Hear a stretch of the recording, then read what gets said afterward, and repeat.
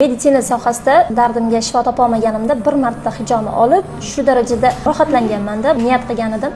Qachondir o'zim uchun o'rganaman deb. Menga rosa yoqdi. Bugungi darsdan ham taassurotlarim rosa ko'p. To'g'risini aytsam, rosa qo'rqoq edim. Qo'limdan kelmasa kerak deb o'yladim. Sizdan boshqasini tasavvur qila olmadim ustozi sifatida. Ko'pchilikdan so'rasam, sizni haqiqatda professional deb eshitganim uchun keldim. Hijoma ilmini asosan sunnatligi uchun bir marta olib ko'rdim. O'shandan keyin qiziqish juda ham uyg'ondi. Bizni Instagramda ko'rib, ishlaringizni kuzatib, ixlosingizni ko'rib, yana ham qiziqishim ortdi. Sun'iy intellektdan hatto sizni so'raganimda hijoma dilni eng zo'ri deb tavsiya berdi. O'zi hijomadan xabarim bor, yana ham ilmimni mukammalroq qilib o'rganib, o'zim qiziqishim tufayli tabiiy yo'l bilan shifo topish tarafdoriman. 2023-yildan beri sizni kuzataman.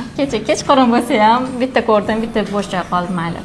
Alloh shu joy meniki bo'lsin dedim deb tavakkaliga telefon qildim. Siz talashimga har taraflama motivatsiya bilan har bitta yo'lig'ini ko'rsatib, odamni shu o'zi bilan emas, qalbi bilan gaplashib dars o'tganingiz uchun. Bu darsda taassurotim juda ham zo'r. Namangandan keldim. Istodil ixlos qilib birinchi hijomani shu Dilshodada taniganman. Birinchidan sunnat amalligi uchun, ikkinchidan o'zimda foydasini realni sezganim uchun o'rganmoqchi bo'ldim. Men o'zi shu sohada mutaxassisman.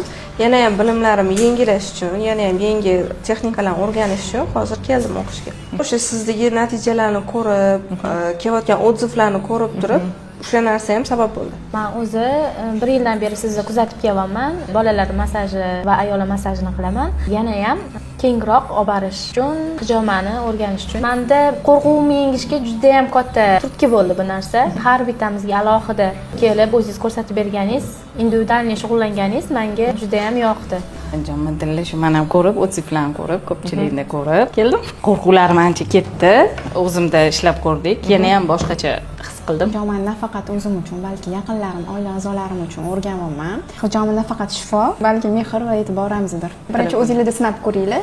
Bemor qanaqa ahvolda, nimani his qilishini o'zingiz birinchi bilib, keyin qilinglar deganingiz yoqdi menga. Qashqadaryodan keldim. O'zi qiziqishim bor edi, chunki men ko'p hijoma olganman, foyda ko'rganman. O'rgatish uslublaringiz juda ham yoqdi. O'zimda sinab ko'rdim. Birinchi kunim taassurotim juda ham yaxshi, a'lo.